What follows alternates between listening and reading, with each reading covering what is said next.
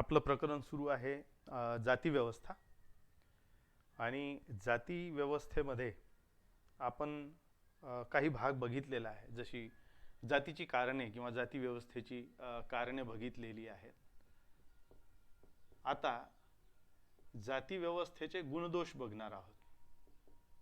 जाती व्यवस्था याचे गुण आणि दोष, जसे गुण असतात तसे दोष पण असू शकतात. तसेच जातीचे पण काही दोष आहेत तर काही फायदे पण आहेत. ज्या काळात जाती व्यवस्था निर्माण झाली, जसं की आपण उत्तर वैदिक कालखंड म्हणू, की उत्तर वैदिक कालखंडामध्ये मोठ्या प्रमाणावर जातीचा विस्तार झाला आणि पुढील काळामध्ये ती विस्तारत गेली. आणि नंतरच्या काळात भारतीय जीवनाचा किंवा समाज जीवनाचा एक अंग म्हणूनच जाती व्यवस्था समोर आलेली दिसून येते. म्हणजे जाती व्यवस्थेला मागे ठेवून कधीच हा समाज पुढे गेला नाही. जाती त्यांच्या सोबत सोबत चालत राहिल्या आणि पुढील काळामध्ये तर जातीच्याच आधारावर अनेक गोष्टी ठरत गेल्या. त्यामुळे जाती व्यवस्था ही महत्त्वाची आहेच. तर जाती व्यवस्था जेव्हा तयार झाली त्यावेळेला तत्कालीन लोकांना किंवा तत्कालीन समाजाला याचा फायदा वाटला असेल किंवा जरूर त्याचे काही फायदे समाजाला झाले. असं म्हणू आपण की फायदे होत असतानाच सोबत सोबत त्याचे तोटे पण आहेत. असे जे गुणदोष आहेत ते आज आपण बघणार आहोत. त्यापूर्वी आपण असा विचार करू की जाती व्यवस्था ही मग समोरच्या काळात कशी कडक होत गेली असेल. जाती ही उत्तर वैदिक कालखंडामध्ये मोठ्या प्रमाणावर विस्तारलेली आपल्याला दिसून येते. जसे वर्ण होते, वर्णाचेच भाग पडून समोर जातींमध्ये ते विभागल्या गेले. कधी नावावरून, कधी ठिकाणावरून, कधी त्यांच्या कामावरून, अशी वेगवेगळी कारणं त्यासाठी आपण ते बघितलेली आहेत. पण पुढील काळात इथपर्यंत ते वाढत गेलं किंवा त्याच्यामध्ये विभाजन एवढ्या मोठ्या प्रमाणावर झालं की अक्षरशः देवी देवतांना सुद्धा समाजांनी विभागून टाकलं.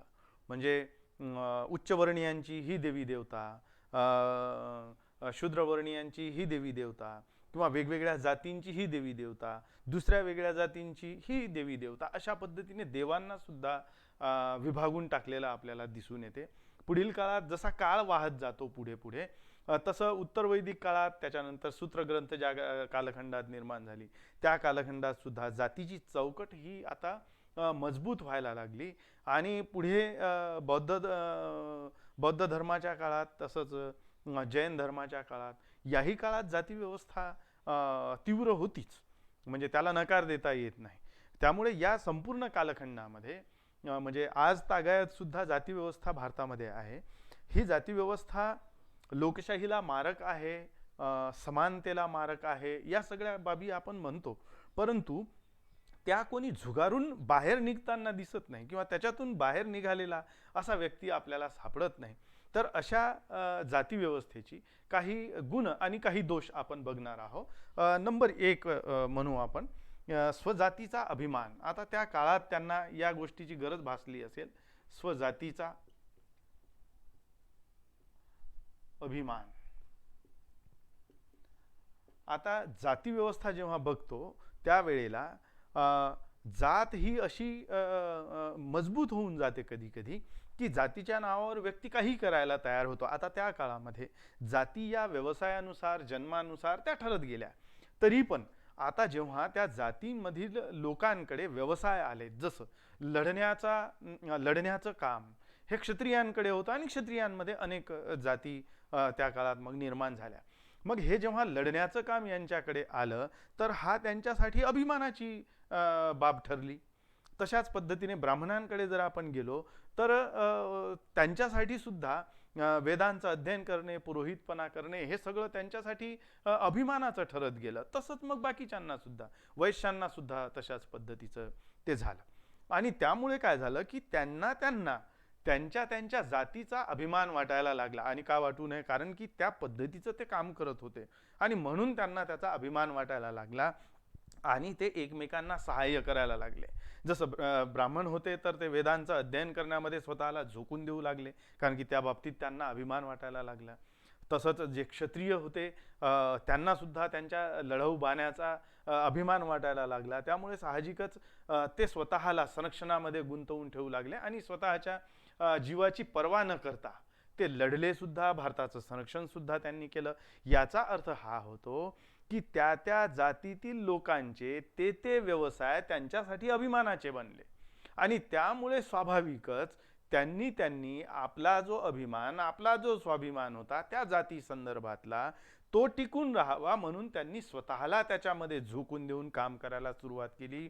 हा एक मुद्दा आपल्याला याच्यामध्ये म्हणता येईल की स्वजातीचा त्यांना अभिमान वाटायला लागला आणि त्या अभिमानापोटी त्यांनी आपल्या जातीतील लोकांना मदत केली आणि त्याचबरोबर स्वतःचा अभिमान सुद्धा त्यांना त्या बाबतीत वाटायला लागला. हा एक फायदा की ज्याच्यामुळे भारताचं संरक्षण पण झालं, संस्कृतीचं पण त्यांनी संरक्षण केलं अशा पद्धतीने. नंबर 2 चा मुद्दा, कार्यकुशलता निर्माण झाली. नंबर 2, कार्यकुशलता. तुम्हाला लिहायचं असेल बाजूला तर तुम्ही लिहू शकता. कार्यकुशलता. आता एखाद्या जातीला नेमून दिलेलं कार्य हे त्याला माहीतच आहे की मी जन्मलो आहे या जातीमध्ये आणि त्यामुळे याच्यानंतरचं जे काम आहे मला हेच काम करायचं आहे असं ठरलेलं आहे. कारण की जातीनुसार व्यवसाय ठरलेले होते. मग जरी जन्म त्या जातीमध्ये झाला, ज्या जातीमध्ये जन्म झाला त्याच जातीचा व्यवसाय त्याला पुढे करायचा होता. जसं सोनाराच्या जातीत तो जन्माला झाला तर सोनाराचं काम त्याला करावं लागेल. कुंभाराच्या जातीत तो जन्माला आला तर कुंभाराचं काम त्याला करावं लागेल. अशा पद्धतीने ज्या जातीमध्ये तो जन्माला आला, मग न्हाव्याच्या जातीत तो जन्माला आला तर त्याला न्हावीपणाचं काम पुढे करावं लागेल. अशा पद्धतीचे जे कामं होते, ते व्यवसाय होते, ते व्यवसाय त्या त्या जातींना हे आता चिकटून बसले. त्यामुळे झालं असं की त्यांना हे माहीत होतं की आपल्याला पुढे काय करायचं आहे. म्हणजे मोठं झाल्यानंतर, मुलगा मोठा झाल्यानंतर त्याला कोणता व्यवसाय करायचा हे लहानपणीच माहीत असायचं. त्यामुळे तो मुलगा त्या व्यवसायाला सुरुवातीपासून ओळखून होता. त्या व्यवसायामध्ये कशा पद्धतीने काम चालतं हे त्याला माहीत होतं आणि त्यामुळे तो त्या पद्धतीचं काम शिकला आणि लहानपणापासून मोठा होईपर्यंत तो तशा पद्धतीचे कामं शिकत गेला. त्यामुळे त्याच्यामध्ये कुशलता निर्माण झाली. मग तो कुंभार असेल, लहानपणापासून जर तो माठ घडवण्याचं काम किंवा कुंभारगिरीचं काम तो करत असेल तर साहजिकच मोठा होईपर्यंत त्याच्यामध्ये ते कौशल्य निर्माण झालं. हा एक फायदा किंवा कार्यकुशलता जातीमुळे निर्माण झाली असं आपल्याला म्हणता येईल. म्हणजे 2 फायदे आपण त्याचे बघितले. नंबर 3, रक्ताची शुद्धता. नंबर 3, रक्ताची शुद्धता. आता झालं असं की समाजामध्ये रक्त शुद्ध ठेवण्यासाठी, आता या कल्पना जरी आज आपल्याला कालबाह्य वाटत असल्या तरीही त्या त्या काळामध्ये या कल्पना महत्त्वाच्या होत्या. रक्त शुद्ध ठेवणे ही एक संकल्पना आहे. मग आता रक्त शुद्ध ठेवणे म्हणजे काय की आपल्याच जातीच्या मुलीसोबत त्याने विवाह केला पाहिजे अशा पद्धतीची समाज मान्यता होती. समाजामध्ये हे सगळं होतं की आपल्याच जातीत लग्न करायला पाहिजे. म्हणजे काय होईल, जेणेकरून की आपल्याच जातीतला मुलगा आणि आपल्याच जातीतली मुलगी असली की रक्तमिश्रण होणार नाही. म्हणजे दुसऱ्या जातीचं रक्त आपल्या जातीमध्ये येणार नाही. कारण की वरच्या जातीचा मुलगा आणि खालच्या जातीची मुलगी यांच्यामध्ये जर विवाह झाला तर रक्ताची सरमिसळ झाली असं समाजाला वाटत होतं. किंवा खालच्या जातीचा मुलगा आणि वरच्या जातीची मुलगी आणि त्यांच्यामध्ये विवाह झाला तर याचाही अर्थ ते असं समजत होते की रक्ताची सरमिसळ झाली. म्हणजेच काय की आपली जात शुद्ध नाही राहिली, नाही का, आपलं रक्त शुद्ध नाही राहिलं किंवा आपल्या जातीचं रक्त शुद्ध नाही राहिलं. त्यामुळे त्यांना हे असं वाटायला लागलं की आपल्या जातीचं रक्त शुद्ध ठेवणं हे आपलं कर्तव्य आहे असं त्यांना वाटून अशा काही प्रथा त्यांनी तयार करून टाकल्या. म्हणजे तुम्ही यूपीत जर गेले तर तिथेही आंतरजातीय विवाह जर झाले तर ते लोक एकमेकांवर हल्ला करतात किंवा मुलगा असो मुलगी असो त्या मुलांवर सुद्धा ते हल्ला करतात. अनेक उदाहरणं टीव्हीवर आपल्याला बघायला मिळतात, न्यूज फ्लॅश होतात अशा पद्धतीच्या की आंतरजातीय विवाह झाले म्हणून त्या मुलीला मारून टाकलं किंवा मुलाला मारून टाकलं. अशा पद्धतीचं आजही समाजामध्ये आपल्याला दिसून येतात, असे उदाहरणं दिसून येतात. त्यामुळे हे समाजाला असं वाटत होतं की आपल्या जातीचं रक्त हे शुद्ध राहायला पाहिजे आणि त्यात ते त्या वेळेपर्यंत तरी यशस्वी झाले असं आपण म्हणू की रक्त शुद्ध ठेवण्यामध्ये ते यशस्वी झाले, कारण की वरच्या जातीतला खालच्या जातीशी, खालच्या जातीतला वरच्या जातीशी असं आंतरजातीय विवाह होत नव्हते किंवा ते करू देत नव्हते. आणि त्यामुळे त्यांनी अशा पद्धतीचं त्यांच्या मनामध्ये जी असलेली संकल्पना आहे रक्त शुद्ध ठेवण्याची, ती त्यांनी तिथे पूर्णपणे अस्तित्वात आणल्यासारखी आपल्याला दिसून येते. हा एक फायदा त्याचा त्या वेळेला समाजाला झाला असं आपल्याला म्हणता येईल. नंबर 3, रक्ताची शुद्धता. नंबर 4, परस्पर सहकार्याची भावना निर्माण झाली. नंबर 4, परस्पर सहकार्याची भावना.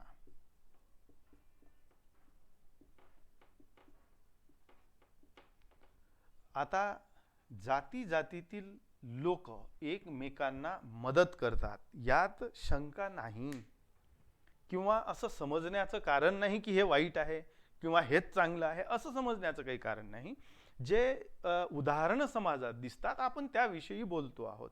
कारण की समाजामध्ये असं होते की स्वजातीचा एखादा व्यक्ती असेल तर तो त्याला मदत करायला पुढे जातो. कारण की अशा अनेक उदाहरणं तुम्हाला समाजामध्ये पण दिसतील. कुठे एखाद्या ऑफिसला जा, आपल्या जातीचा व्यक्ती आहे म्हणून ते त्याला मदत करण्यासाठी पुढे सरकतात किंवा मदतही करतात. अशा पद्धतीचं आपल्याला वातावरण दिसते. ही आपुलकीची भावना का निर्माण होते? किंवा एखादा थर्ड पर्सन असला, दुसरा व्यक्ती असला, त्याच्या बाबतीत ही भावना निर्माण होत नाही. याला काय कारण? तर त्यांच्यामध्ये आपुलकीचा भाव निर्माण करण्यासाठी ही जात तिथे काम करताना दिसते. म्हणजे मला ते चांगलं आहे किंवा वाईट आहे असं नाही म्हणायचं आहे, पण हे फॅक्ट आहे की एखाद्या व्यक्तीला हे माहीत झालं की हा व्यक्ती माझ्या जातीचा आहे, तर आपोआप त्यांच्यामध्ये एक अंडरस्टँडिंग येऊन जातं आणि ते एकमेकाला मदतीच्या अपेक्षेने किंवा एकमेकांच्या जवळ येण्याचा ते प्रयत्न करतात. याचा अर्थ त्यांच्यामध्ये आपुलकी निर्माण होते आणि ते परस्पर सहकार्य करण्याच्या भावनेचे बनतात. ही बाब सुद्धा मान्य करावी लागते. अशा पद्धतीची परस्पर सहकार्याची भावना ही जातीतून निर्माण झाली. हा एक प्लस पॉइंट आहे जातीचा असं सुद्धा आपल्याला म्हणावं लागेल, किंवा हा गुण आहे जाती व्यवस्थेचा असं आपल्याला म्हणता येईल. त्याचबरोबर संस्कृतीचं संरक्षण झालं. नंबर 5, संस्कृती संरक्षण.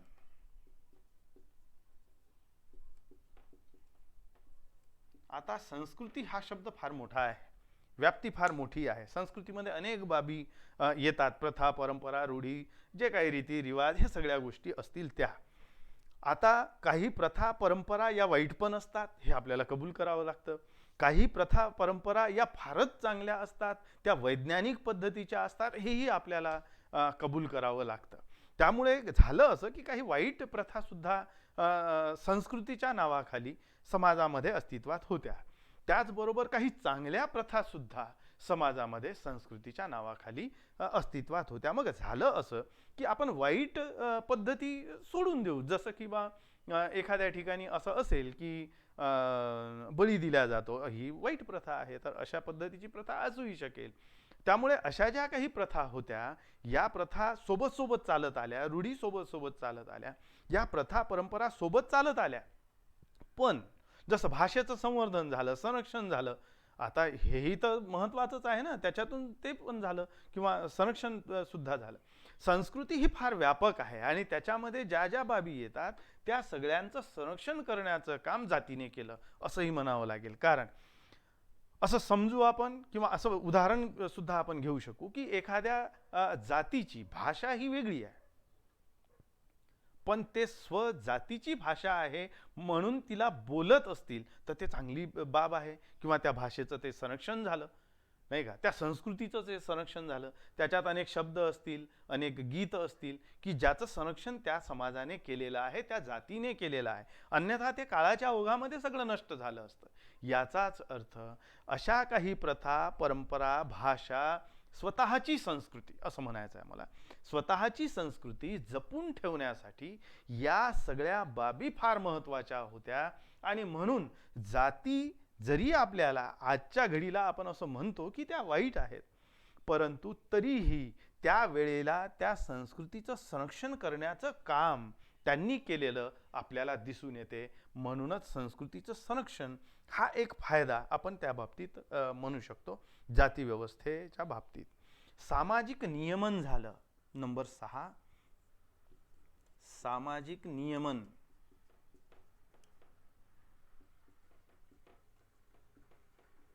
अशा काही प्रथा आहेत किंवा अशा काही पद्धती आहेत की ज्या त्या त्या वेळेला कराव्याच लागतात, असा दंडक होता समाजामध्ये किंवा अजूनही आहे काही ठिकाणी. तर त्यामुळे काय झालं की एक समाजाला पद्धत लागली, एक वळण लागलं की या प्रथा या वेळेला केल्याच पाहिजे. म्हणजे एक प्रकारचं टाइम टेबल तयार झाला असंही आपण म्हणू शकतो. म्हणजे वेळेचं महत्त्व त्यावेळेला त्यांना समजायला लागलं, हेही आपण म्हणू शकतो. याचाच अर्थ असा की समाजामध्ये कशा पद्धतीने राहायचं, जगायचं, बोलायचं याचं सुद्धा नियमन झालं. म्हणजेच काय की समाज एका चौकटीमध्ये बांधण्याचं काम जाती व्यवस्था करताना आपल्याला दिसते. आणि म्हणून जाती या कारणास्तव फायद्याच्या ठरल्या किंवा यांना आपण गुण असं म्हणू. जाती व्यवस्थेचे हे गुण आहेत. याचे दोष काय आहेत ते आपण बघूया. जसे जाती व्यवस्थेचे गुण आहेत किंवा जाती व्यवस्था फायद्याची ठरली असं आपण म्हणतो किंवा या मुद्द्यांच्या अनुषंगाने आपण हे बघितलं की जाती व्यवस्था ही फायद्याची ठरताना दिसते. परंतु हेच जेव्हा आपण विरुद्ध दिशेने बघतो त्यावेळेला असं दिसायला लागतं की जाती व्यवस्थेमुळे तर फार मोठं नुकसान झालेलं आहे समाजाचं. ते सुद्धा आपण दुसऱ्या अँगलने बघू शकतो. जसं की जातीचा आधार जन्म होता. आता जिथे आपण हे गुण लिहिलेले आहे तिथे आपण दोष लिहू. दोष नंबर 1 चा दोष,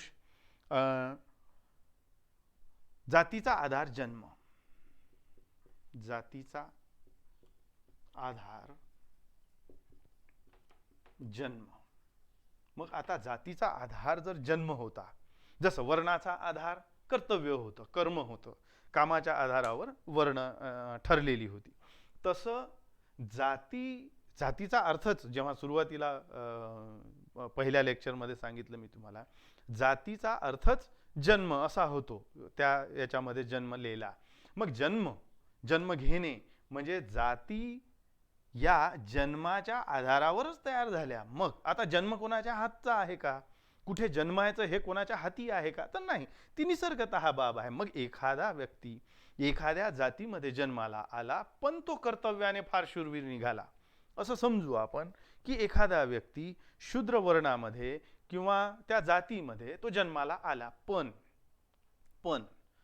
उपजत त्याच्यामध्ये असे गुण आहेत की तो चांगल्या पद्धतीने लढू शकतो, हिम्मतवान आहे, बहादूर आहे, तो तलवार चांगल्या पद्धतीने चालवू शकतो, शत्रूला हरवू शकतो, नामोहरम करू शकतो. पण त्याला सैन्यामध्ये जागा नव्हती किंवा त्याला संरक्षणाचं काम करता येत नव्हतं. म्हणजेच काय की त्याचा जो जन्म झाला तो वेगळ्या जातीत झाला, पण त्या जातीचं कर्तव्य हे संरक्षण करणे नाहीच.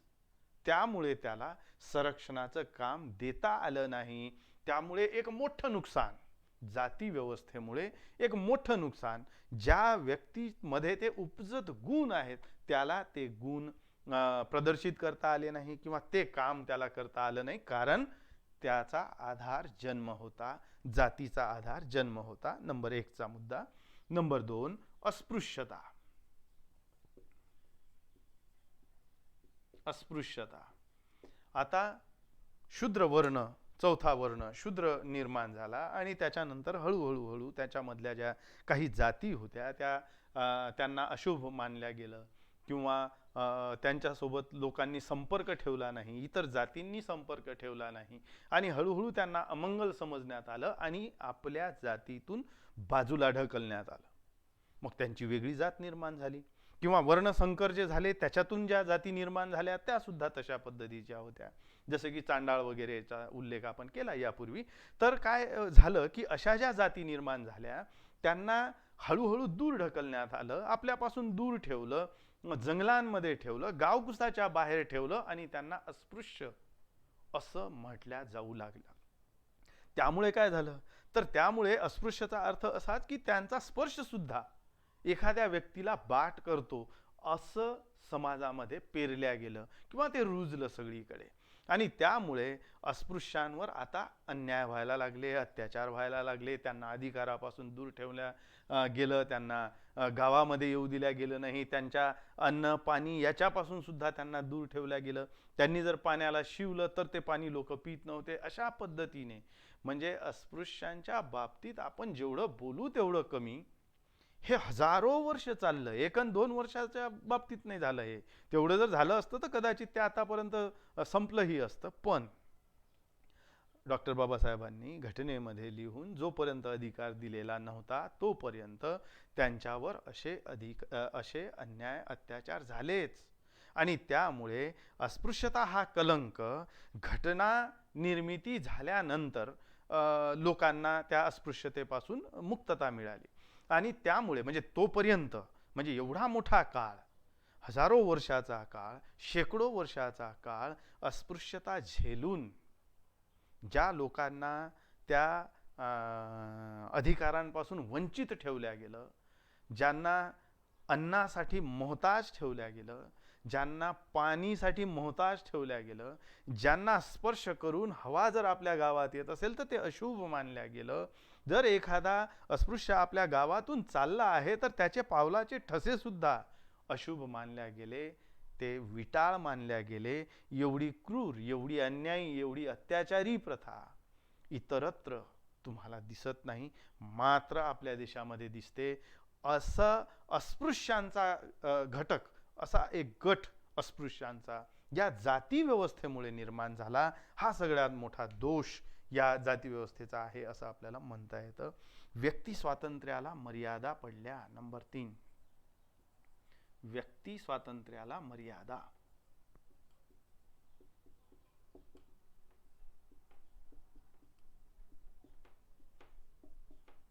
व्यक्ती स्वातंत्र्याला मर्यादा. आता व्यक्ती स्वातंत्र्याला मर्यादा या अर्थाने पण आपल्याला घेता येईल की एखादा व्यक्ती म्हणजे व्यवसायाच्या बाबतीत एखादा व्यक्ती एखादा व्यवसाय करू इच्छितो, पण त्याच्या जातीला ते मान्यच नाही. म्हणजे स्वतःच्या जातीला तर मान्य नाहीच नाही, पण ते दुसऱ्या जातींना पण मान्य नाही.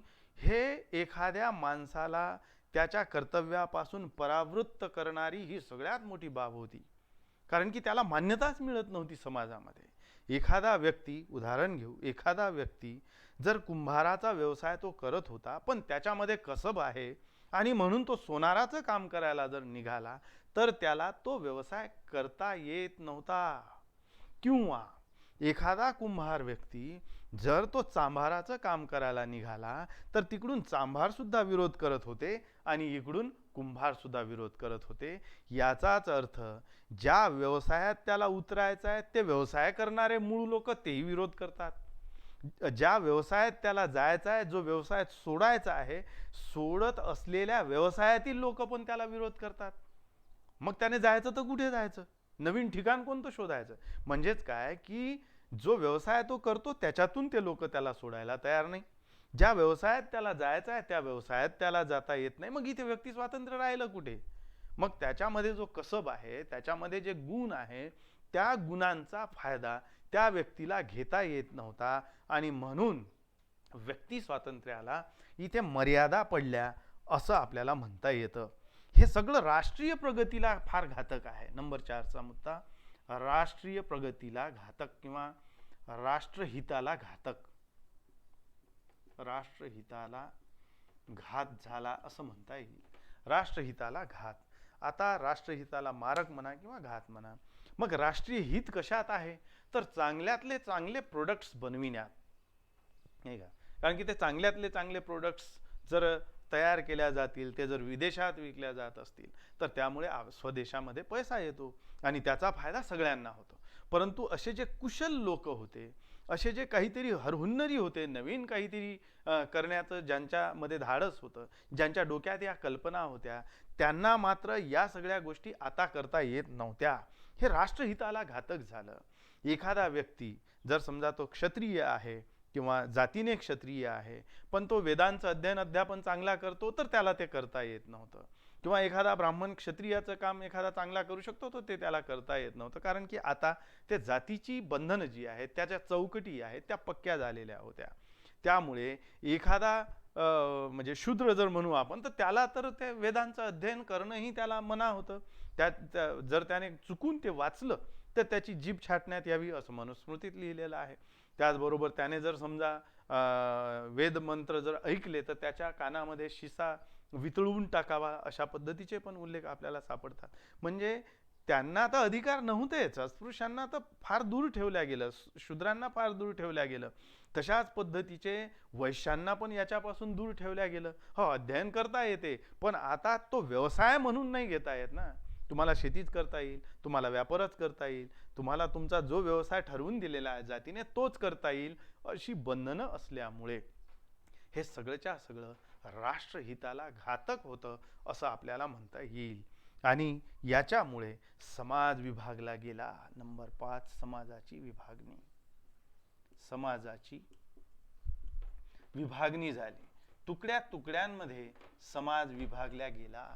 कारण की जाती आणि जातींचे तुकडे, उपजाती जे असं झालं, याच्यामुळे काय झालं की प्रगती तर होतच नाही, पण उलट तो अमक्या जातीचा, तो तमक्या जातीचा, आणि त्यामुळे काय झालं की जाती जातींमध्ये विभागलेला समाज हा तुकड्या तुकड्यामध्ये विभागला गेला. मग जेव्हा परकीयांची आक्रमणं झाली त्यावेळेला याची फळं किंवा याचे दुष्परिणाम आपल्याच समाजाला भोगावे लागले. कारण की परकीयांची जेव्हा आक्रमणं झाली त्यावेळेला असा समज झाला की लढणं तर आपलं काम आहेच नाही, कारण की समाजानेही त्याला मान्यता दिलेली नव्हती आणि त्याचबरोबर क्षत्रियांनी सुद्धा तशी मान्यता दिली नव्हती. क्षत्रियच लढणार होते आणि त्यामुळे ते लढले. मग असं मर्यादित घटकच लढला आणि बाकीचा जो मोठा भाग होता जनतेचा तो मात्र तसाच राहिला. कारण की युद्धापासून ते वंचित राहिले. त्यांच्यामध्ये जो कसब होता ते काही तिथे त्यांना प्रदर्शित करता आलं नाही किंवा ते तलवार घेऊन हाती लढू शकले नाही, कारण की त्यांना तशी परवानगी नव्हती. त्यामुळे समाज हा तुकड्या तुकड्यांमध्ये विभागला गेला आणि त्यामुळे आज जो आपल्याला विभागलेला समाज दिसतो, जाती जातींमध्ये विभागलेला समाज दिसतो, किंवा भारतीय व्यवस्थाच ही जातींची व्यवस्था आपल्याला दिसते आणि सगळीकडे आपापल्या जातींना घेऊन चालणारे लोक जेव्हा दिसायला लागतात त्यावेळेला आज असं वाटतं की घटनेने स्वातंत्र्य दिलं, घटनेने सगळ्यांना समानता बहाल केली, पण आपण त्या समानतेला टिकवण्यामध्ये किती यशस्वी ठरतो ही सगळ्यात मोठी बाब, सगळ्यात मोठं चॅलेंज आणि सगळ्यात मोठं आव्हान आजच्या भारतासमोर आहे. हे जाती व्यवस्थेने निर्माण केलेलं आव्हान भारतीय समाजासमोर आहे असं आपल्याला म्हणता येईल. इथे थांबूया.